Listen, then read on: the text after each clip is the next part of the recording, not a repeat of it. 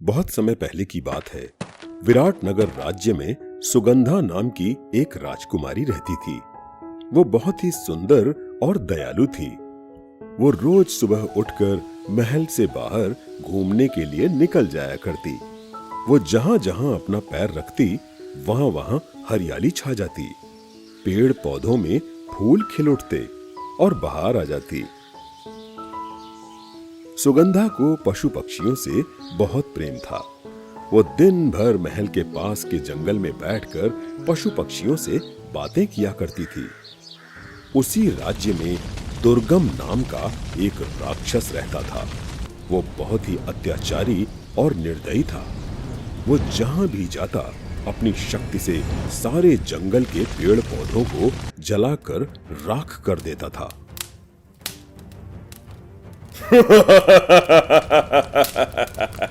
मैं सब कुछ खत्म कर दूंगा। मुझे तबाही में ही खुशी मिलती है।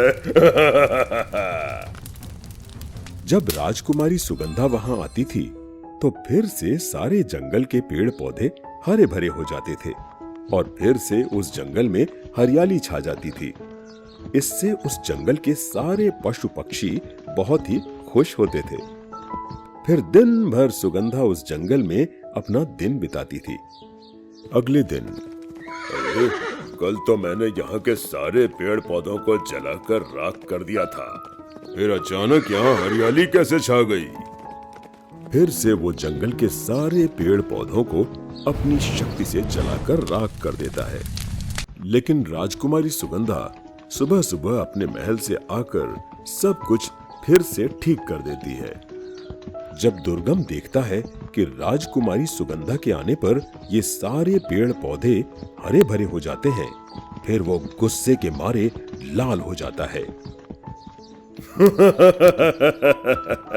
अच्छा, तो इस राजकुमारी के आने पर ये पेड़ पौधे फिर से हरे भरे हो जाते हैं।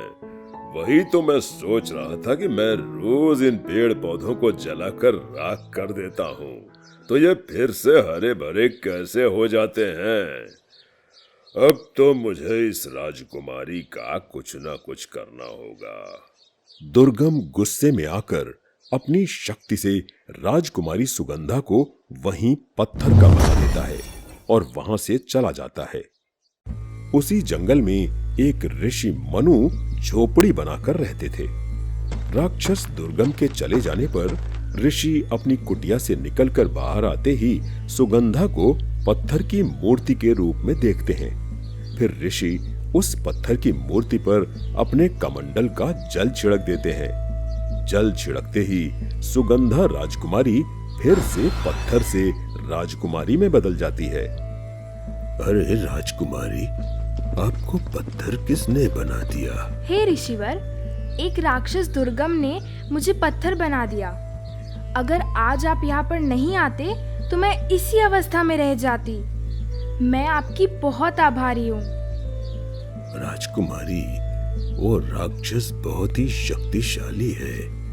आप उससे सावधान रहना, क्योंकि उसको अब ये पता चल गया है कि आपके आने से इस जंगल में हरियाली छा जाती है। ऋषि की बातें सुनकर राजकुमारी सुगंधा बहुत ही चिंतित हो जाती है। ऋषिवर, अगर मैं इस जंगल में नहीं आऊंगी फिर तो ये पशु पक्षी भूखे मर जाएंगे। चारों तरफ वीरानी छा जाएगी और कुछ ही दिनों में प्रकृति खत्म हो जाएगी। हर जीव का अस्तित्व खत्म हो जाएगा। वह राक्षस यही चाहता है। हाँ बेटी, वो पृथ्वी पर सबको मार डालना चाहता है और स्वयं अकेला इस पृथ्वी पर राज करना चाहता है। इसके लिए वो प्रकृति का नामो निशान मिटा देना चाहता है। ऋषिवर, तो क्या हमारे पास उससे निपटने का कोई भी रास्ता नहीं है? बेटी, रास्ता तो है, पर वो बहुत ही दुर्लभ है। वहां तक पहुंच पाना हम इंसानों के बस का नहीं है। ऋषिवर, आप बस मुझे वो रास्ता बता दीजिए। मैं इन पशु पक्षियों और इंसानों के लिए कुछ भी करने के लिए तैयार हूँ। बेटी, यहाँ से बहुत दूर एक नदी है। उस नदी का जल लाकर अगर उस दुर्गम राक्षस के ऊपर डाल दिया जाए तो वो वहीं जलकर भस्म हो जाएगा, क्योंकि उस नदी के पानी में दो अलग अलग गुण हैं। अगर वो नदी का पानी किसी सच्चे और नेक इंसान के ऊपर पड़े तो वो अमर हो जाएगा, जिससे कि इस पृथ्वी पर कोई भी व्यक्ति उसे मार नहीं पाएगा। मगर वही जल अगर किसी पापी इंसान के ऊपर डाल दिया जाए तो उसका उल्टा हो जाता है। पापी इंसान उस जल के पड़ते ही तुरंत जलकर राख हो जाएगा। बेटी, उस नदी तक पहुंचना बहुत ही कठिन है, क्योंकि उस नदी से पहले एक बंजर जमीन पड़ती है जहां पर सिर्फ कांटे ही कांटे हैं। जब इस दुर्गम राक्षस को उस नदी के बारे में पता चला था तो उसने उस नदी के चारों तरफ बहुत दूर तक कांटे बिछा दिए थे, और वो कोई साधारण कांटा नहीं है। अगर वो कांटा किसी के पैर में एक बार चुभ जाए तो उस इंसान का खून तुरंत सूख जाता है और वो तुरंत मर जाता है। इसके लिए उस नदी तक पहुंचना किसी के बस का नहीं है। ऋषिवर, आप मेरी चिंता मत करिए, क्योंकि अगर ये दुर्गम राक्षस ऐसे ही जंगल और प्रकृति को जलाता रहा तो एक दिन हम भी वैसे ही मर जाएंगे। तो फिर क्यों ना इन पशु और पक्षियों के लिए कुछ करके मरे। राजकुमारी सुगंधा गुरुजी से आज्ञा लेकर उस नदी का पानी लेने के लिए निकल जाती है। बहुत दूर जाने के बाद उसके रास्ते में वो बंजर जमीन पड़ती है, मगर राजकुमारी सुगंधा जैसे ही बंजर जमीन पर अपना कदम रखती है, उस बंजर जमीन में हरियाली छा जाती है। चारों तरफ फूल खिल उठते हैं। फिर सुगंधा हरी भरी घास के ऊपर अपना कदम रखते हुए उस बंजर जमीन के ऊपर चलने लगती है, जिससे कि उसके पैरों में एक भी कांटे नहीं चुभते हैं और वो आसानी से उस बंजर जमीन से गुजरकर नदी के पास पहुंच जाती है। फिर वो नदी के पास जाकर उसमें स्नान करती है। उस नदी में स्नान करने के बाद सुगंधा के अंदर शक्तियां आ जाती हैं और वो अमर हो जाती है, जिसके बाद उसे कोई भी इंसान मार नहीं पाता। सुगंधा एक कमंडल में उस नदी का जल भरकर अपने साथ लेकर वापस फिर से अपने राज्य की ओर निकल पड़ती है। जब सुगंधा अपने राज्य पहुंचती है तो फिर वो ऋषि मनु के पास जाती है। सुगंधा को देखकर ऋषि मनु हैरान हो जाते हैं।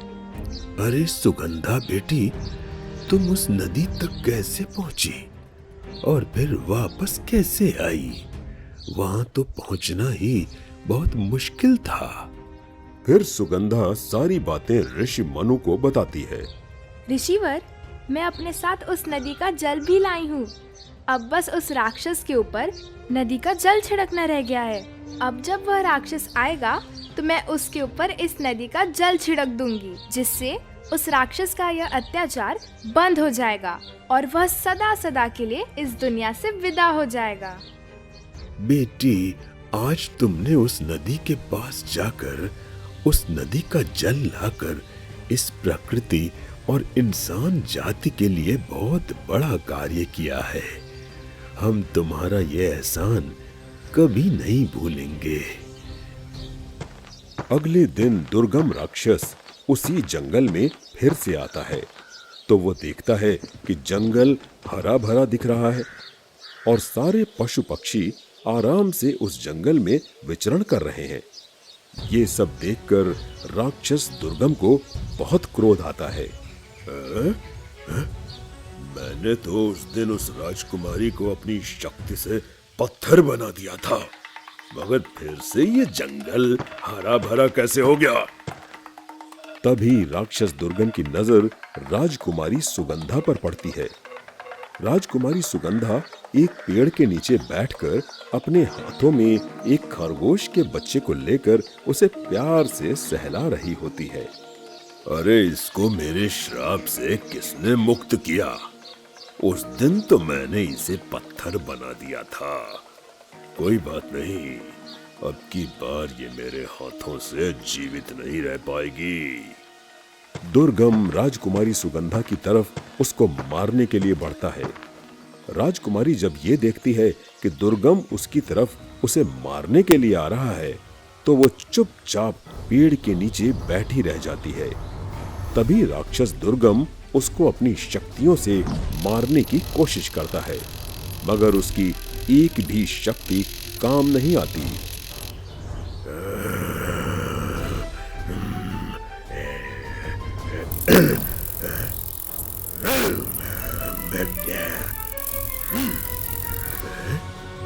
अरे आज मेरी इन शक्तियों का इस राजकुमारी के ऊपर कोई प्रभाव क्यों नहीं पड़ रहा है? वो राक्षस राजकुमारी की तरफ उसका गला दबाने के लिए दौड़ता है।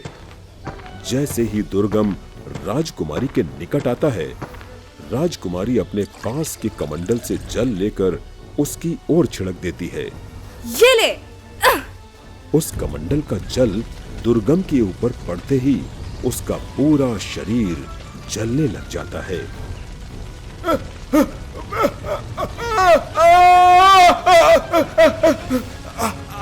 मैं जल रहा हूँ।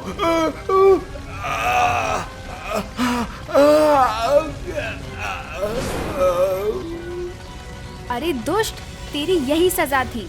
तुम जैसे अत्याचारियों का इस पृथ्वी पर जीना व्यर्थ है। तुम जैसे लोग इंसान जाति का नामो निशान मिटा देना चाहते हो।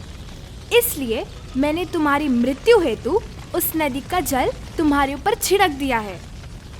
कुछ ही देर में दुर्गम आग में जलकर राख हो जाता है। दुर्गम के मरते ही जंगल के सारे पशु पक्षी चहचहाने लग जाते हैं। जानवर खुशी से इधर उधर विचरने लगते हैं और जंगल के पेड़ पौधे हवा की झोंकों द्वारा अपनी खुशी बयां करने लगते हैं। ये सब देखकर ऋषि मनु भी वहां आ जाते हैं। बेटी, आज तुमने बहुत ही पुण्य का काम किया है। तुम्हारे इस कार्य से सभी मानव, जंगल के सारे पशु पक्षी और पेड़ पौधे आनंदित हो उठे हैं।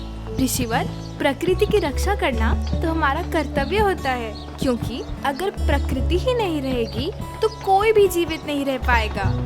इस तरह राजकुमारी सुगंधा के कारण उस पूरे राज्य में हरियाली ही हरियाली छा जाती है। चारों ओर फूल खिल जाते हैं और बहार आ जाती है। राज्य के सभी लोग खुशी खुशी अपने राज्य में रहने लगते हैं।